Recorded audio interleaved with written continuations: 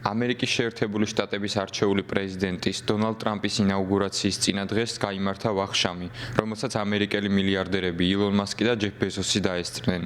ეს იყო დახურული ღონისძიება. აქ იმყოფებოდნენ პოლიტიკოსებიც, კერძოდ არჩეული ვიცე-პრეზიდენტი ჯეი დი ვენსი და რობერტ კენედი უმცროსი. ვახშამს ესწრებოდა დონალდ ტრამპის სიძე, ჯარედ კუშნერიც. დონალდ ტრამპმა სიტყვით მიმართა დამსწრე საზოგადოებას. არჩეული პრეზიდენტი ამბობს, რომ დროს არ დაკარგავს და პრეზიდენტობის პირველივე დღეს აღმასრულებელ ბრძანებას მოაწერს ხელს. თანამდებობის დაკავებიდან რამდენიმე საათში მოვაწერ ხელს ათობით, თითქმის 100-მდე ბრძანებას, რომელთა შესახებაც ჩემს ხვალინელ სიტყვაში ვისაუბრებ. არც ერთ წამს არ დავკარგავთ ხალხის წინაშე მიცემული დაპირების შესასრულებლად. თეთრ სახლში დაბრუნებამდე არჩეული პრეზიდენტი და მისი მეუღლე ტრადიციულად წმინდა იოანეს საეპისკოპოსო ტაძარში ილოცებენ. თავად ინაუგურაცია კი კაპიტოლიუმის შენობაში გაიმართება, რადგან ბოლო 40 წლის განმავლობაში ამერიკის შეერთებულ შტატებში ყველაზე ცივ დღეებს ეოდებიან.